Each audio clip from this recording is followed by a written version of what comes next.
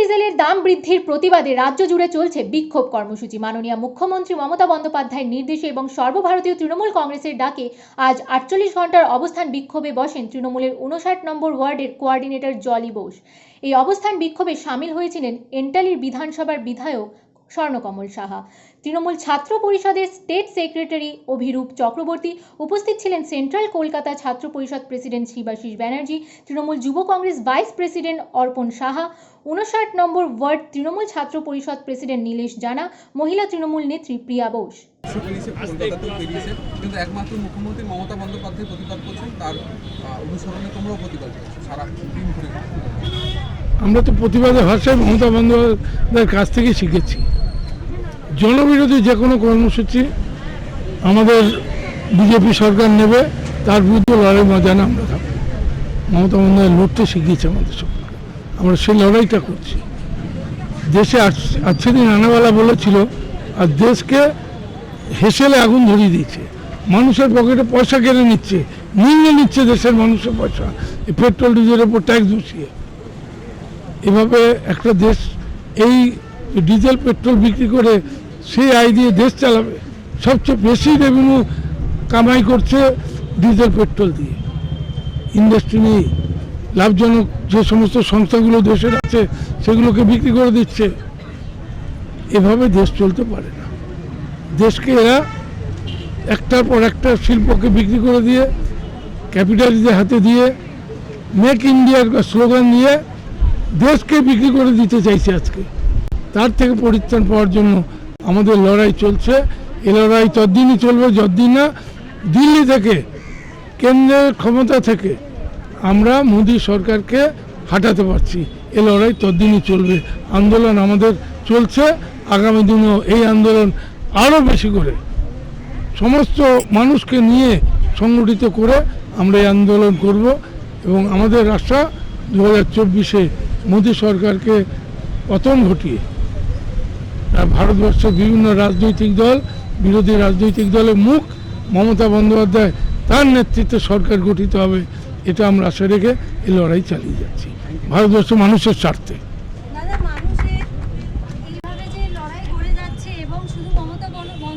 পশ্চিমবঙ্গের জন্য না, সারা ভারতবর্ষের জন্য এখন লড়াই করছে, প্রত্যেকটা রাজ্যের জন্য লড়াই করছে। এটার এফেক্টটা কি করে পড়বে নরেন্দ্র মোদির উপর? এইভাবে আন্দোলনের মাধ্যমেই তো পড়বে। আন্দোলন এখানে নির্বাচনে যেভাবে মানুষ জবাব দিয়েছে, নির্বাচনের ফলাফল দেখে যেটা ওরা দেখছে যে দেশের মানুষ একে চাইছে না, আমাদের রাজ্যের মানুষও চায় না, এরপরে দেশের মানুষও চায় না, প্রমাণ হবে 2024-এ নির্বাচন।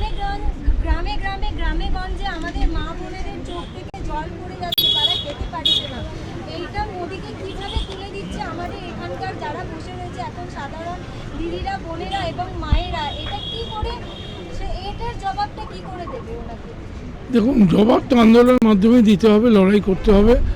এ সরকার নিজেদের জনবিরোধী সরকার হিসাবে চিহ্নিত করছে মানুষের কাছে, এটা মানুষকে বোঝাতে হবে। এরা মানুষের জন্য ভাবে না, এরা সাম্প্রদায়িকতার সুড়সুড়ি দিয়ে মানুষকে বিভ্রান্ত করে ক্ষমতায় আসার চেষ্টা করছে। আজকে যে ডিজেল পেট্রোলের দাম বেড়েছে, এটা কি শুধুমাত্র হিন্দুদের জন্য, মুসলমান সকলের জন্য দাম বেড়েছে। আন্দোলন লড়াইটা সকল সম্প্রদায়কে এগিয়ে এসে লড়াইটা করতে হবে বিজেপির বিরুদ্ধে, সে হিন্দুই হোক মুসলমানই হোক। এই লড়াইটা সমগ্র ভারতবাসীকে এই লড়াই সামিল হতে হবে, ধর্ম বর্ণ নির্বিশেষে। ঠিক আছে? 48 ঘন্টার বাহ্যিক প্রকাশের লড়াইটা কীরকমভাবে লড়াই করতে হবে? দেখুন, মমতা বন্দ্যোপাধ্যায় এবং অভিষেক বন্দ্যোপাধ্যায়ের নির্দেশে সারা বাংলা জুড়ে যে বিক্ষোভ অবস্থান চলছে, আজ 59 নম্বর ওয়ার্ডেও জলি বোসের নেতৃত্বে অবস্থান বিক্ষোভ চলছে। যে হারে পেট্রোল ডিজেল রান্নার গ্যাসের দাম বেড়ে চলেছে, সাধারণ মানুষ খাবে কি? একদিকে কোভিড পরিস্থিতিতে তাদের জীবন বিধ্বস্ত, তাদের চাকরি চলে যাচ্ছে, অপরদিকে পেট্রোল ডিজেল দাম বাড়ার জন্য খাবারের দাম সেগুলো বেড়ে চলেছে। কিন্তু কেন্দ্রীয় সরকারের কিন্তু সেটা কোনো দায় দেখা যাচ্ছে না। তাদের একটাই কাজ, তারা কোন রাজ্য গিয়ে দখল করবে। এই আপনারা দেখলেন রদবদল হলো তাদের। বাংলা কি এতই অবহেলিত যে একটা পূর্ণ মন্ত্রিত্ব পাবে না? 18টা এমপি তাদের কি ভাবনা চিন্তা করা উচিত না?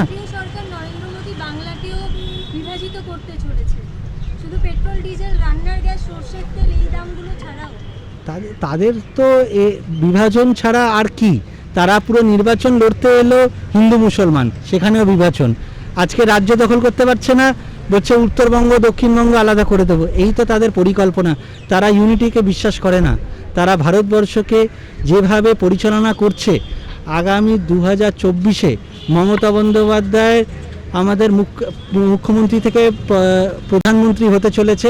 আর যেই চার্টার্ড ফ্লাইটে এখানকার নেতাগুলোকে নিয়ে গিয়ে জয়েন করিয়েছে, সেই চার্টার্ড ফ্লাইটে দিল্লি থেকে গুজরাটে তাকে ফেরত পাঠিয়ে দেওয়া হবে। বাংলার মানুষ 2021-এ যেভাবে জবাব দিয়েছে, 2024-এ সারা ভারতবর্ষের মানুষ তাকে বুঝিয়ে দেবে যে এইভাবে একটা দেশকে চালানো যায় না। মানুষ যেখানে বিধ্বস্ত হয়ে যাচ্ছে, মানুষের পাশে কোথায় দাঁড়িয়েছে। আগের বছর যখন কোভিড পরিস্থিতিতে একটা প্যাসেঞ্জার ট্রেন পর্যন্ত ছিল না, কিন্তু তাদের একটা চার্টার প্লেন চলে আসছে। এই প্রশ্ন কি মানুষের থাকবে না? বাংলার মানুষ এখান থেকে আওয়াজ তুলেছে, আগামী দিন সারা ভারতবর্ষে সে ছড়িয়ে যাবে। এই বিক্ষোভ অবস্থান শুধু বাংলা থেকে আজ আওয়াজ উঠলো, আগামী দিনে দেখবেন সর্বভারতীয় স্তরে প্রত্যেকটা রাজনৈতিক দল এই কর্মসূচি নিতে চলেছে। ঠিক আছে, কেন্দ্রীয় সরকারের বিরুদ্ধে আন্দোলনের মাধ্যমে আমরা জবাব দেব, ওই জন্যই আমরা ধর্নায় বসেছি।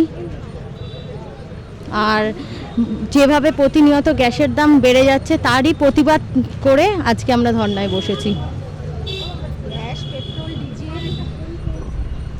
গ্যাস পেট্রোল ডিজেল যেভাবে দাম বাড়ছে, সেভাবে সব কিছু নিত্য প্রয়োজনীয় জিনিসের দাম বাড়বে। তার জন্যই আজকে আমাদের ধর্নায় বসা। আমাদের দিদি মুখ্যমন্ত্রী মমতা বন্দ্যোপাধ্যায়, ওনার নির্দেশেই আজকে আমরা ধর্নায় বসেছি। আজ এবং কাল দুদিন আমরা এই ধর্না চালিয়ে যাব। সব ঘরের মহিলারা সবাই তো বাড়িতে রান্না বান্না করে, কাজবাজ করে, তাদেরও তো গ্যাসের প্রয়োজন, তারাও তো গ্যাস দিয়ে গ্যাসেই তো রান্না করে। এখন তাদের মানে অসুবিধে হচ্ছে বলে তারা আজকের এই পথে নেমেছে, রাস্তায় বসে ধর্না দিচ্ছে। মোদিবাবু যদি এতে কিছু শেখে, উনি অনেক কিছুই তো করবেন বলেছিলেন।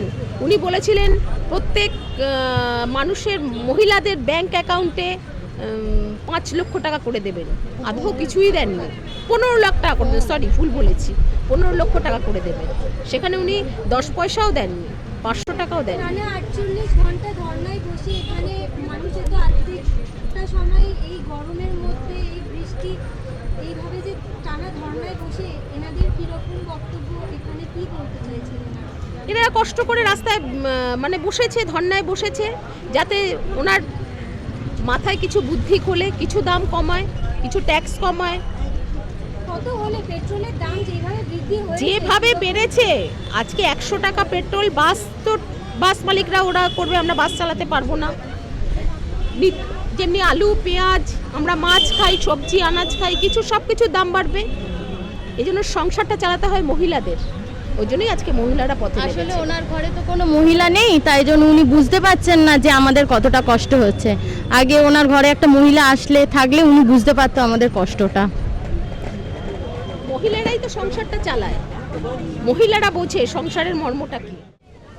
আপনি এভাবে সাইকেল চালিয়ে আসছেন, আমরা সাধারণ খেটে খাওয়া মানুষ, যা পেট্রোলের দাম হয়ে গেছে এখন 100 টাকার ওপরে, আমাদের স্কুটি বাইক থাকতেও আমাদের বাড়িতে রেখে সেই সাইকেলে ফিরে আসতে হয়েছে, বাধ্য হয়ে আমাদের সাইকেল ব্যবহার করতে হচ্ছে। আপনি কি এখানেই থাকেন না আপনি অন্য কোথাও থেকে না আসছেন? না, আমি এখানেই থাকি। সারাদিনে আমরা 200 থেকে 300 টাকা কামাই, তার মধ্যে বাইকের 100 টাকার ওপরে তেলের দাম, 101 টাকা 23 পয়সা আজকে। আমরা কি করে বাইক নিয়ে বার করবো? বাইক বন্ধ করে আমরা সাইকেল নিয়ে আজকে রাস্তায় বেরিয়েছি। তার জন্য কি করবো, রাস্তায় সাইকেল নিয়ে কাজকর্ম করতে হচ্ছে, বাইক আমাদেরকে ঘরে রেখে দিতে হয়েছে বন্ধ করে। আজকে এরকমভাবে যে পেট্রোলের দাম বেড়ে গেছে, আমরা চালাতে পারছি না আর গাড়ি। তাহলে এই যে ওয়ার্ড নাম্বার 59-এর কোঅর্ডিনেটর যেইভাবে আজকে যুদ্ধ করছে এবং আমাদের দেশের মাননীয় মন্ত্রী যেভাবে যুদ্ধ করছে, মুখ্যমন্ত্রী, সেটা নিয়ে আপনারা কতটা সাহায্য করছেন? আমরা সম্পূর্ণভাবে ওনাদের সাথে আছি, আমাদের কোঅর্ডিনেটর জলি বোসের সাথে আছি, আমরা সব সময় এই প্রতিবাদের সাথে আছি, আমরা সব সময় বিশেষ করে মমতা ব্যানার্জির সাথে আছি। এইভাবে আমার নাম সুমন চন্দ্র। আপনার নাম? রবিন খাড়া। আচ্ছা, কি করেন আপনি? আমি এমনি প্রাইভেট কোম্পানিতে কাজ করি একটা। আচ্ছা আচ্ছা, ঠিক আছে। পরিস্থিতি এমন এসে এমনই পরিস্থিতি, আমি আগে বাইক নিয়ে কাজে যেতে হতো, কিন্তু তোমার এখন যা পরিস্থিতি, এই রাস্তায় মানে বাইপাসে আমাকে সাইকেল নিয়ে বাধ্য হয়ে কাজে যেতে হচ্ছে, বাইক আমি ঘরে রেখে দিতে বাধ্য হচ্ছি সাইকেলে। তেলের দামের জন্য কি করা যাবে? আপনি আজকে বাইকে এইভাবে সামনে পেট্রোল পাম্প অথচ আপনি বাইকটা চালিয়ে নিয়ে যাচ্ছেন হাতে টেনে, কেন? দেখুন 100 টাকা তেল ভরলে মোটামুটি আমি যা বাইক চালাই তাতে 3-4 দিন চলে যায়। এখন যা পেট্রোল 1 লিটার 100 টাকা প্রায়, তো সেখানে আমি যা তেল ভরেছি তাতে 1.5 দিন গেল না, মানে কি অবস্থা বুঝতে পারছেন তো। এই অবস্থায় চলা সত্যি দুর্বিষহ হবে, তো এরপর বাইক ছেড়ে সাইকেলে নামতে হবে, নাহলে হেঁটে যাতায়াত করতে হবে।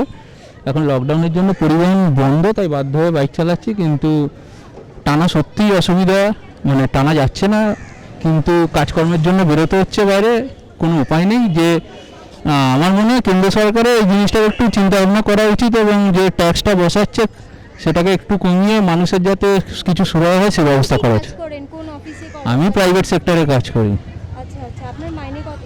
আমার মানে 12,000 টাকা। 12,000 টাকা 100 টাকা পার হয়ে গেলে সেই জায়গায় দাঁড়িয়ে 2 চাকা চালানো একদমই সম্ভব না, কিন্তু অফিসের কাজে তো আমার বাইক লাগবেই, তো সেই জায়গায় দাঁড়িয়ে কিছু করার নেই, নিরুপায় সেখানে কাটছাট করতে হচ্ছে, কিছু প্রচণ্ড অসুবিধার মধ্যে আছে। আমরা মধ্যবিত্ত নিম্ন মধ্যবিত্ত চালানো সত্যি দুর্বিষহ উঠেছে, কিন্তু কেন্দ্র সরকার তাতে কোনো ভ্রুক্ষেপ নেই। এখন বাইকটাকে হাঁটিয়ে নিয়ে কত দূর নিয়ে যাচ্ছেন আপনি? আমি নিয়ে যাচ্ছি, আমার বাড়ি হচ্ছে শিয়ালদাতে, কিন্তু আমাকে পেট্রোল ভরতে হবে, তো আমার পেট্রোল শেষ হয়ে গেছে, তাই বাধ্য হয়ে নিয়ে যাচ্ছি। কেন তেলের হিসাবটা একটু গড়বড় হয়ে গেছে আর কি, মানে সেঞ্চুরি পার করে দিয়েছে, তো তাই মেলাতে পারছি না, তাই জন্য তেল শেষ হয়ে গেছে, তাই তেল ভরে তারপর আবার নিয়ে যাবো। আপনার নাম? আমার নাম সুদীপ বোস। ক্যামেরায় বীরজু দাসের সঙ্গে কারিমুনের রিপোর্ট 24 আওয়ার্স টিভি।